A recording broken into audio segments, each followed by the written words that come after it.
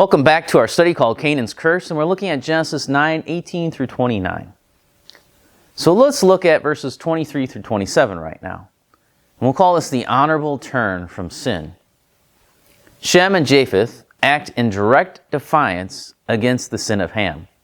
Ham had done some horrible thing, but Shem and Japheth won't participate in it. They don't share a laugh together or pretend like what Ham did was no big deal. They instead act with a great respect and care toward their father. Moses makes it clear that Shem and Japheth did not participate in Ham's sin in any way.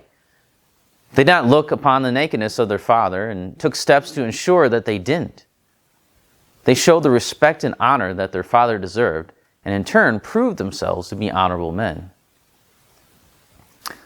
But since they were not guilty in this sin, but Ham was, there's still punishment that needs to be meted out. And here we see the punishment of sin in 24 through 27.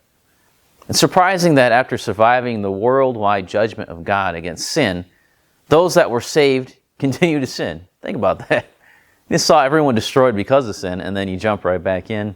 But that's the sinful nature of man. Noah awakens from his drunken stupor and realizes what Ham has done. And we have next recorded in the text the prophecy that Noah speaks. We should not see the speech as a reaction of an angry old man. We would be shocked if God would fulfill an angry outburst of a man who just sinned in his drunkenness. That would be really unthinkable. This is in fact really one of the first recorded prophecies of God from the lips of a man. In his prophetic utterance, Noah prophesies a curse and some blessings.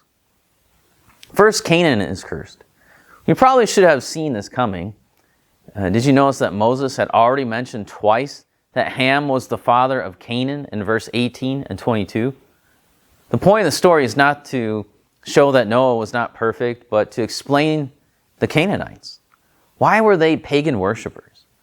Why did they attack the Israelites on the road to the Promised Land? Why would God kick the Canaanites out of the land? It all starts right here with the sin of Ham. The curse is simple, but it would have a long-lasting, even eternal effect. Like Cain's family before him, Ham's family through Canaan would delve deep into sin that would involve child sacrifice and ritual prostitution.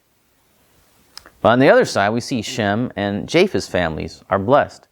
The blessing of Shem is what is clearly recorded through Genesis into the Gospels, where Jesus Christ comes as a descendant of Shem. But what about Japheth?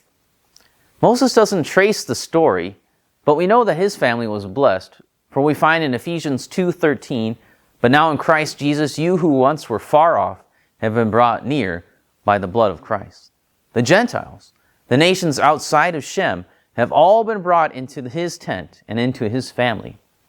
Paul in the book of Romans makes it clear that though those that are saved by faith are children of Abraham, and Abraham's ancestor was Shem. So it all makes sense, right? It all connects all the way through. The whole Bible, from Genesis all the way to the end, it's all connected. And here Moses is showing us, at the very beginning, how these Canaanite people are connected back to Ham and Noah and why they were.